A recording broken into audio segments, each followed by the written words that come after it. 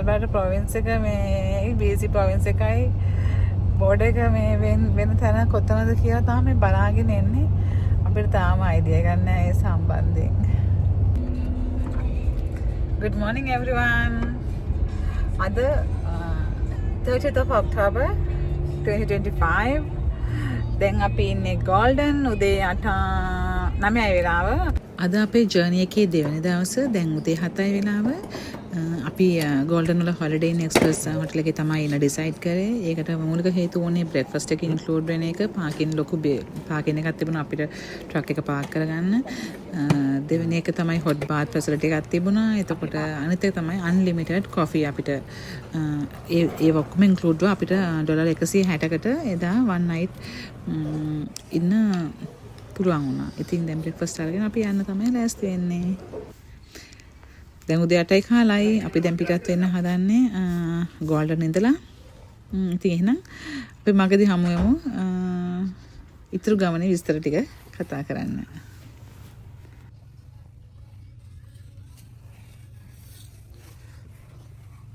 බ්‍රේක්ෆාස්ට් ඔක්කොම අරගෙන බෑන්ඩ් වලට යන්න පිටත් වෙනවා. ඉතින් අපි ටික රැඳගෙන අද දවස් අපිට කොහොමද මොනවද බලන්නේ කොහොමද යන්නේ අපි අද අපේ ෆයිනල් ඩෙස්ටිනේෂන් එක කොහෙට වෙයිද ඒවත් එක ඒව බලන්න අපි බෑන්ඩ් වල මොන වගේ තැන්ද කවර් කරන්න කියලා බලන්න අපිත් එක රැඳගෙන ඉන්න කියලා මම ආදරෙන් ඉල්ලනවා. ඉතින් අපි යමු බෑන්ඩ් වලට ගෝල්ඩන් ඉඳලා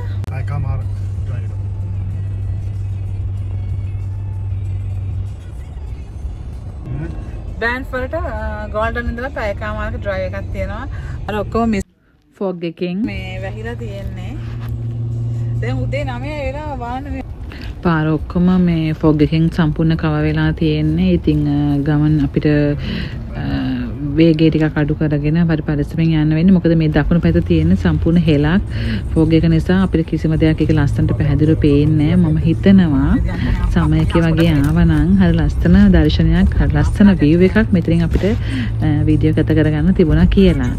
ඉතින් ආයෙත් දවසක සමයකේ ඇවිල්ලා බලන්න ඕනේ. බලමු ඉතින්. සමයකේ ආපු කවරේ මේක බැලුවොත් බලන්න කියන්න අපිට කොහොමද එතන ලස්සන තැන් හොඳයිද කියලා. ඒ වගේම තමයි මේ පාර හරි ලස්සනට ඉස්සරහට පේනවා මේ පොඩි වොටර්ෆෝල් එකක් තියෙනවා.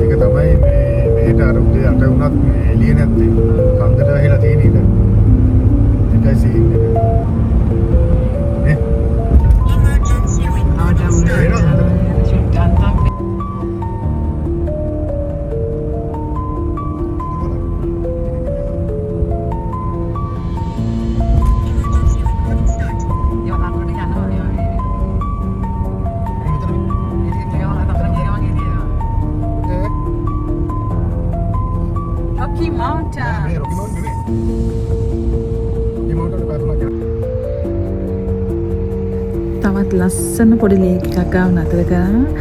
එතනත් හරි ලස්සන කඳු පන්තියක් තියෙනවා පැත්තෙන්. ඒ වුණාට ඒක ඒ වෙලාවේ බලාකුළු වලින් ඒ කඳු පන්තිය වැහිලා ගියා. මට ඉතින් ලස්සන ෆොටෝ එකක් වීඩියෝ එකක් එතන කරගන්න බැරි වුණා.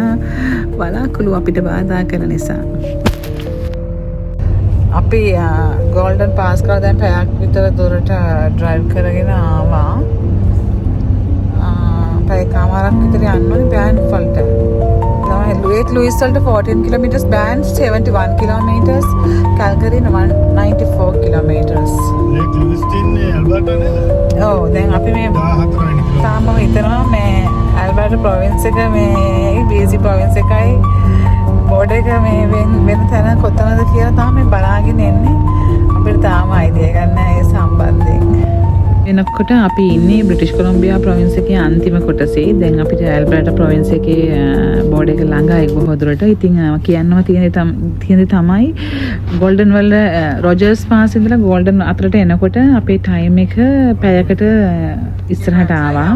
ඒ කියන්නේ ඒක BC වලදීමයි උනේ. ඉතින් ඒ කියන්නේ BC වල ටයිම් ස්ලොට් දෙකක් තියෙනවා. ඒ කියන්නේ ගෝල්ඩන් වගේ හරිය වෙනකොට වැන්කූවර් වලට වඩා 1 hour ඉස්සරහින් තියෙනවා ගෝල්ඩන් වල මං හිතන්නේ මට දැනුණ විදිහට. ඉතින් ඊට පස්සේ අපි තව 1 hour වලින් ඉස්සරහට යනවා සස්කචුවන් වලින් මැනිටෝබා බෝඩ් එක පනිනකොට. මේ ෆස්ට් ටයිම් අපි ප්‍රොවින්ස් එකකින් තව ප්‍රොවින්ස් එකකට ආපු මෙච්චර කාලෙකට බ්‍රිටිෂ් කොලම්බියා ප්‍රොවින්ස් එකේ විතරයි හැමතැනම ගියේ. අද ෆස්ට් ටයිම් ඔන්න වෙනත් ප්‍රොවින්ස් එකකට ආවා. ඒක තමයි අපේ වෙල්කම් ටු ඇල්බර්ටා. වෙල්කම් ටු ඇල්බර්ටා. ඉතින් දැන් තමයි අද තමයි මේ මොහොත තමයි අපි ඇල්බර්ටා ප්‍රොවින්ස් එකට මේ එන්ටර් වුණේ. ඉතින් අපි ඇල්බර්ටා ප්‍රොවින්ස් එකත් ක්‍රොස් කරලා ඊට පස්සේ අපි සස්කචුවන් ප්‍රොවින්ස් එකත් ක්‍රොස් කරලා ඊට පස්සේ මැනිටෝබා ප්‍රොවින්ස් එක තමයි අපි ෆයිනල් ඩෙස්ටිනේෂන් එක වෙන්නේ. මම හිතනවා අපි 1st of November වගේ මැනිටෝබා වලට යයි කියලා. හෙට කොහොම හරි සස්කචුවන් ප්‍රොවින්ස් එකට යනවා.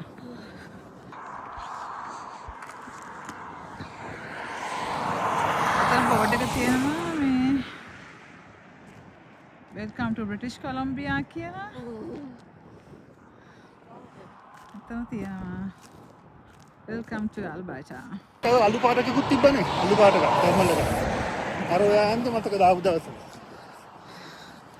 -3 ඇල්බර්ටා. ගෝල්ඩන් -2 දැන් බෑන්ඩ් -3 එක පේනවා. මේ බිට්වින් තමයි අපි ඉන්නේ. අපිට හිතා ගන්න බෑ. අපි මෝවෙන් විනිපෙග්. අපි මෝවෙන් විනිපෙග් වලට ඒ සිතර කොහොමද අරගන්න පුළුවන්ද කියලා වටනා හිතා ගන්නත් බෑ. අනේ මන් දන්නේ. අපි -3 වගේ මේ ෆස්ට් ටයිම් නේද? අපිට -3 සෙට් වෙලාම නැද්ද කලින්?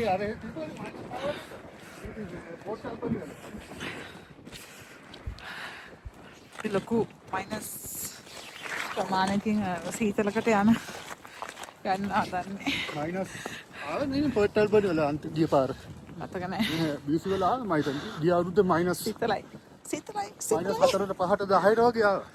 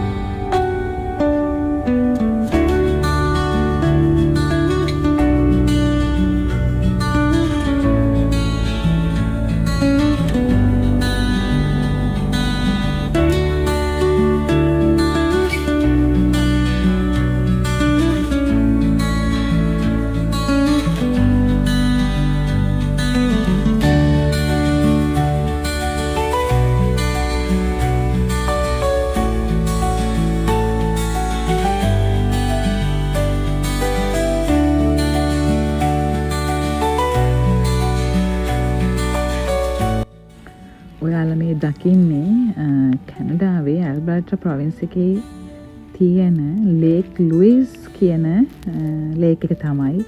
ඒක හරිම ලස්සනයි. ඒක අවුරුද්ද පුරාම විවෘතයි. ඔයාලට ඕනම වෙලාවක ඇවිල්ලා ඒක නරඹන්න පුළුවන්. ඒක ඇත්තටම කියන වචන නැති තරම් හරිම ලස්සන තැනක්. දැන් මම ඔයාලට පෙන්වන්න හදන්නේ මේ ඇල්බර්ටා ප්‍රොවින්ස් එකේ දකින්න තියෙන සුවිශේෂම තැනක්. ඇත්තටම මම නම් මේ වගේ දෙයක් මීට කලින් දැකලා නැහැ. මේ තියෙන්නේ වයිල්ඩ් ලයිෆ් ක්‍රොසින් බ්‍රිජ් එකක්. මේ බ්‍රිජ් එක හදලා තියෙන්නේ වයිල්ඩ් ඇනිමල්ස් ලගෙත් එතකොට ඒ වගේම මේ හයිවේ එකේ ඩ්‍රයිව් කරන ඩ්‍රයිවර්ස් ලගෙත් සේෆ්ටි එක දෙකම ගැන හිතලා තමයි. ඉතින් මූවෝ එල්ක්ලා බෙයාස්ලා මූස්ලා වගේ සත්තු ගොඩාක් මේ බ්‍රිජ් එක හරහා පාර මාරු වෙනවා. ඉතින් ඒකෙන් වෙන්නේ සත්තුන්ගේ ජීවිත වගේම අපේ මිනිස් වශයෙන් අපි ඩ්‍රයිව් කරන් යනවා. අපේ ජීවිතත් ආරක්ෂා කර ගැනීම සඳහා තමයි, ඇක්සිඩන්ට් අවම කර ගැනීම සඳහා තමයි එයාලා මේ වගේ බ්‍රිජස් හදලා තියෙන්නේ. අපි නාමයට තමයි ගෝල්ඩන් ඉඳලා ආවේ. ඒතරම ෆොග් එක නිසා පාර පේන්නේ නැහැ. ඉතින් එළිය තිබුණ නැහැ. ඉතින් ඒ නිසා අපි ගොඩාක් හිමින් ආවේ. ඊට පස්සේ අපි ආල්බර්ටා බෝඩ් එක ගාව නතර කරා.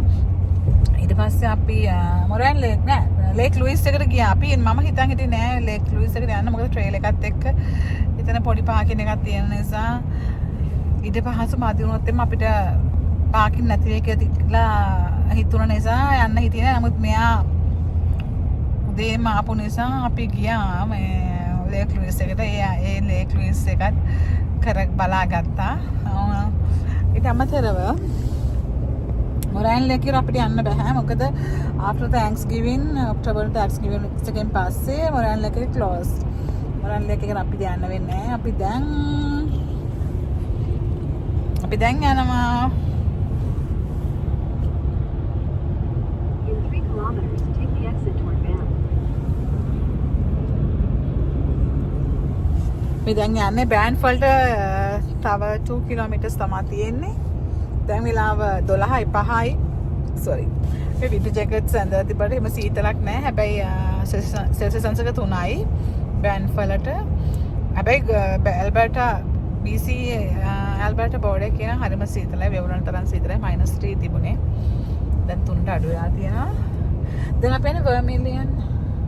දැන් අපි යන්නේ බෑන්ෆ් සයින් එක ළඟටනේ. බෑන්ෆ් සයින් එක ගාවට ගිහලා ඊට පස්සේ අපි වර්මිලියන් ලේක් උද කොහෙද ඒක බලන්න යනවා. ඊට පස්සේ ටූචැක් ලේක් එකත් බලනවා බෑන්ෆ් වල. බෑන්ෆ් සිටි එකකට පොඩක් ගිහිල්ලා එහෙනම් කෙලින්ම අපි කැල්ගරි යන්න තමයි අපි බලාපොරොත්තු වෙන්නේ.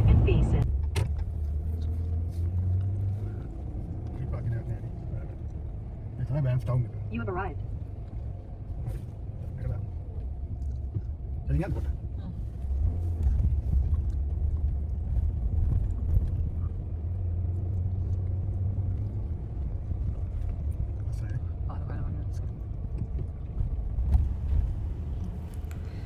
අපි දැන් බෑන්ෆ් සිටි එකට ඇතුල් වෙලා ඉන්නේ. ඉතින් ට්‍රේල් එකත් එක්ක වාහනේ පාක් කරගන්න පුළුවන් තරම් බලලා පාක් කරලා අපි පායින් සිටි එක ඇතුළට ගිහිල්ලා ඇවිදලා ෆොටෝස් ටිකක් අහලා ලන්ච් එක අපි බෑන්ෆ් සිටි එකෙන් ගන්න තමයි තීරණය කරලා තියෙන්නේ. දැන් අපි මේ කොරියන් ස්ට්‍රීට් ෆුඩ් තියෙන කඩේකට ආවා. අද ලන්ච් එක ගත්තේ එතනින්. මේ ලන්ච් එක බෝල් එකක් උනේ $12ක් වගේ. ඊට පස්සේ මම මගේ සුවිනි එකත් අරගෙන දැන් ඉතින් අපි අපේ ඉදිරි ගමන පිටත් වෙන තමයි හදන්නේ. අපි බෑන්ෆ් සිටි එකයි ඒ ෆොටෝස් ගහලා ලන්ච් එක අරගෙන බෑන්ෆ් ලේක් ලුයිස් ලේක් එක ඒ ඔබ ටික බැලුවා. ඉතින් එතනින් එහාට අපි වර්මිලියන් ලේක් ටූජැක් ලේක් ඒ වගේ තැන් වලට යන්න ඩිසයිඩ් කරලා අපි ගියේ නැහැ. මොකද අපේ පාකින් වල ප්‍රශ්න ඇති වෙන්න පුළුවන් නිසා අපේ ට්‍රේල් එකත් එක වාහනේ ගොඩක් දිගයි. හරවන්නේම අපහසු නිසා අපි හැම ගමනක්ම අදට නතර කරනවා. මොකද අපේ ප්‍රධානම මේ පරමාර්ථය තියෙන අපේ ප්‍රොවින්ස් එක මේ හරහා යන එකනේ. ඉතින් ඒ නිසා අපි හිතුවා රිස්ක් එකක් ගන්න නැතුව අපි අපේ ගමන ඉස්සරහට යනවා. වෙන තැන් මොනකටත් අපි යන්නේ නැහැ කියලා. ඒ වගේම තමයි බෑන්ෆ් නේම් බෝඩ් එක ඒගොල්ලෝ අයින් කරලා තිබුණා. ඒගොල්ලෝ බෑන්ෆ් සිටි එක ඇතුලේ ඒක මම දැක්කා ඒක හදාගෙන යනවා. ඉතින් අපිට ඒක ෆොටෝ එකක් ගහ ගන්න බැරි වුණා. ඉතින් දැන් එහෙනම් අපි දැන් කෙලින්ම මෙඩිසින් හැට් වලින් තමයි අද දවසේ අතර යන්න හිතාගෙන ඉන්නේ.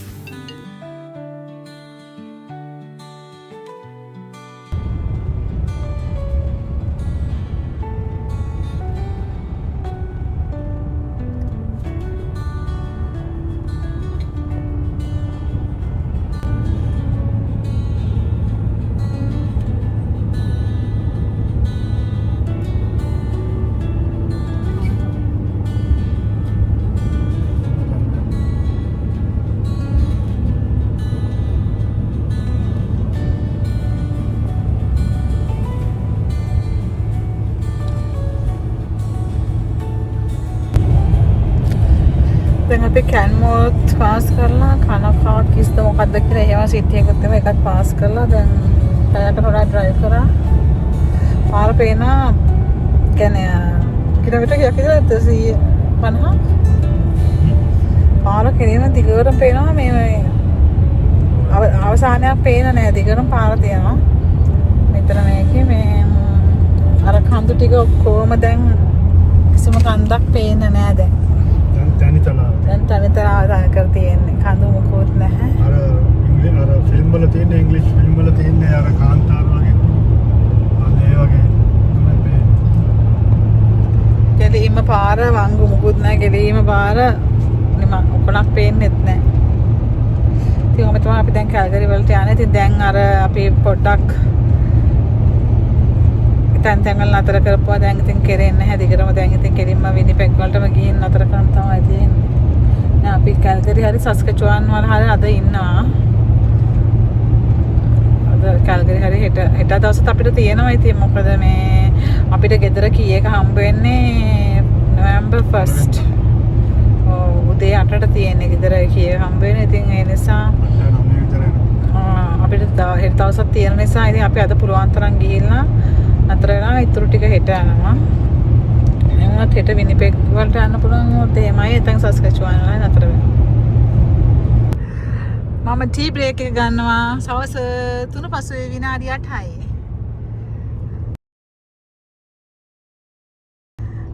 අද තේ හදන්න බැරිනා උදේ.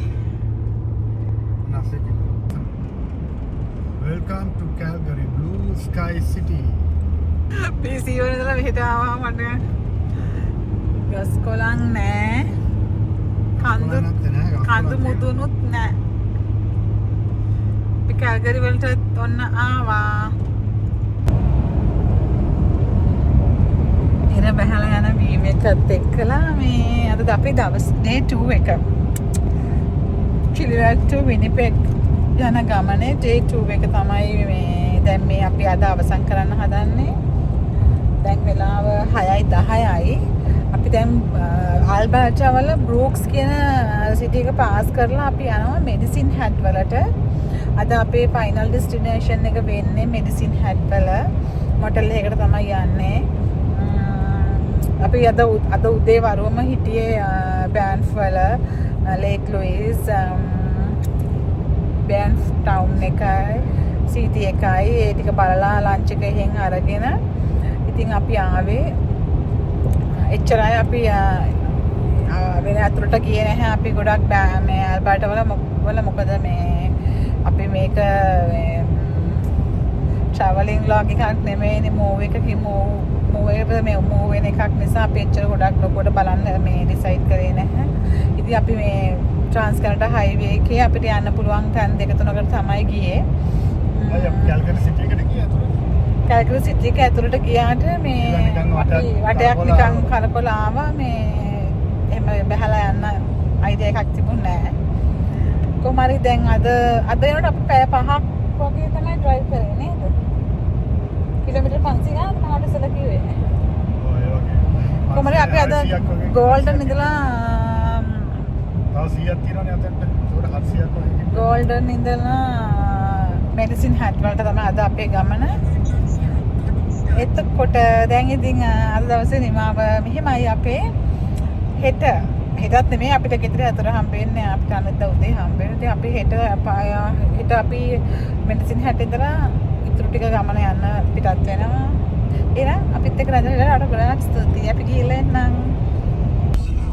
ඔක්තෝබර් 28 පටන් ගත්තු අපේ ජර්නි එක අද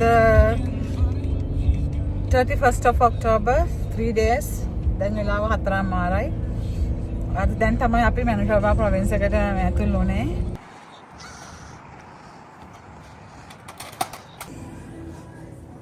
සබ් එකක් තියෙනවා කොෆි හවුස් එකක් තියෙනවා පිට්සා ගන්න පුළුවන්